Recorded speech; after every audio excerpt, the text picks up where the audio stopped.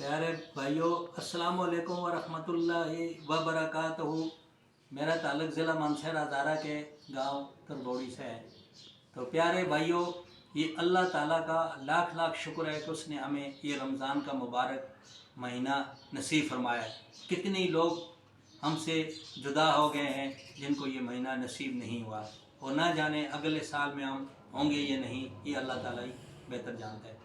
تو پیارے بھائیوں، اللہ تعالیٰ کو وہ بندہ پسند ہے جس کے اعمال اچھے ہوں۔ اللہ تعالیٰ کا مقرر وہی ہے جس کے عمل اچھے ہوں گے۔ تو اللہ تعالیٰ فرماتے ہیں اگر کوئی کتنا بھی پاک صاف ہو، کوئی کتنا بھی اچھے مال والا ہو، کوئی بھی ہو، اگر وہ بھی گناہ کرے گا تو اس کو بھی سزا ملے گی۔ تو لہٰذا ہمیں اس سزا سے بچنے کے لیے اللہ تعالیٰ کا خوف ضروری ہے، اور اللہ تعالیٰ کے کیے ہوئے باتوں پر عمل کرنا بہت ضروری ہے۔ تو اللہ تعالیٰ کا مقرب بندے وہی ہیں جو صراط المستقیم پر چلتے ہیں۔ یعنی علم کا بھی تکبر ہوتا ہے۔ اگر ایک انسان کہ میں بہت پرہیزگار ہوں، میرے پاس علم ہے، یہ ہے وہ ہے، تو یہ ریا میں آ جاتا ہے، تکبر میں آ جاتا ہے۔ تو پھر اللہ تعالیٰ ہی فرماتا ہے کہ جس کے دل میں رائی کے دانے کے برابر بھی تکبر ہوگا اس کی بخشش نہیں ہوگی۔ تو یہ کتنی بڑی وعید ہے۔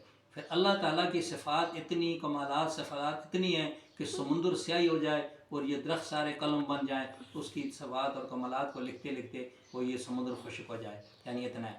یہ علماء کرام یا مولویوں کا کام نہیں ہے دین کو ہم تک پہنچانا، یہ ہمارا کام بھی ہے۔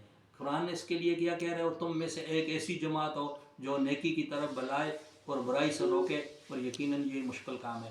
تو نبی پاک صلی اللہ علیہ وسلم سے بھی اللہ تعالیٰ یہی فرما رہے ہیں کہ اے نبی، آپ اپنی تبلیغ جاری رکھیں، آپ اپنے کام کو نہ روکیں۔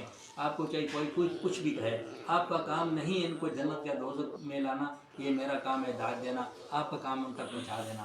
تو یہ یاد رکھنا۔ تو جنت اتنی آسان نہیں ہے، جنت کے لیے بھی محنت کرنی پڑے گی، تو یہ ان کو ہی ملے گی۔ جنت کے لیے جہنم میں جانے کے لیے کوئی رکاوٹ نہیں ہے۔ جہنم میں جانے کے لیے فرشتہ نہیں روکے گا آپ کو، بھائی میں جہنم میں جا رہا ہوں، جاؤ چلے جاؤ۔ تو جنت میں جانے کے لیے وہاں نیکیوں کی جانچ پڑتال ہوا، یہ چیز ضرور ہوگی۔ تو اللہ تعالیٰ بہت بڑا مہربان ہے کہ وہ رحم کرنے والا ہے، اور اس کی مہربانی سے ہم ناجائز فائدہ نہ اٹھائیں۔ کیسے کہ اللہ غفور و رحیم ہے۔ اس امید پہ گناہ کرنا کہ میں پھر اگلے رمضان میں توبہ کر لوں گا، یہ بدترین گناہ ہے۔ یعنی اس امید پہ گناہ کرنا کہ اللہ غفور و رحیم، یہ بدترین گناہ ہے۔ یہ شیطان ہم سے کھلا رہا ہے، یہ شیطان ہمیں کہہ رہا ہے۔ تو اللہ تعالیٰ کے باقی بھی نام ہیں، اللہ تعالیٰ بہت صفات والا ہے، تو اللہ تعالیٰ سے ہر وقت ڈرنا چاہیے۔ یہ سب کچھ ادھر ہی رہ جائے گا۔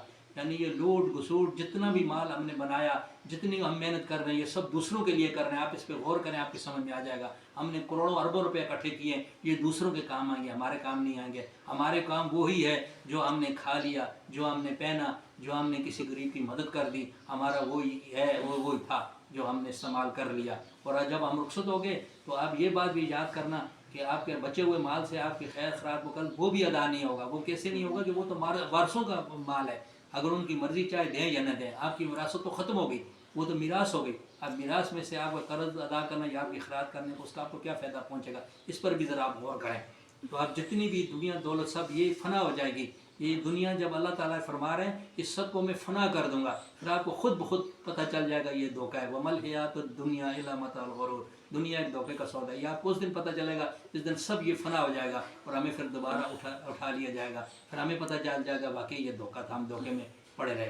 انما توفون اجورکم یوم القیامہ، یہ سب تمہارے سامنے آ جائے گا۔ اور اللہ تعالیٰ انسان سے یہ بھی پوچھے گا، یا ایھا الانسان ما غرک بربک الکریم، یہ انسان تم کو کس چیز نے میری یاد سے غافل کیا، تم کیوں مجھ سے غافل رہا۔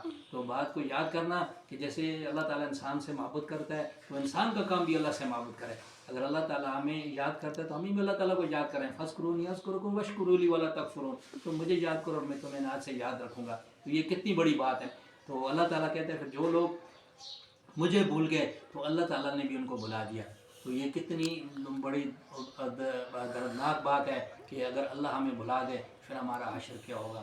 تو اس لیے جن کاموں سے اللہ تعالیٰ نے منع کیا ہم ان سے منع ہو جائیں، جن سے کرنے کا کی کہا ان کو ہم کریں۔ تو اللہ تعالیٰ کے راستے میں خرچ کریں، یہ سب اللہ کا دیا ہوا ہے، ہمارا نہیں ہے۔ ہم خراج زکوٰۃ دے کر کے دوسرے کے اوپر احسان جلاتے ہیں، ایسا نہیں ہے۔ اس طرح سارے وہ سب ضائع ہو جاتا ہے۔ اور آپ شکر کریں، اگر ایک آدمی کو آپ زکوٰۃ دے رہے ہیں وہ نہیں لے رہا، بھائی میں نہیں لے رہا ہوں، تو آپ کتنے پریشان ہو، آپ نے دینی ہے لازمی، آپ کے اوپر وہ قرض ہے۔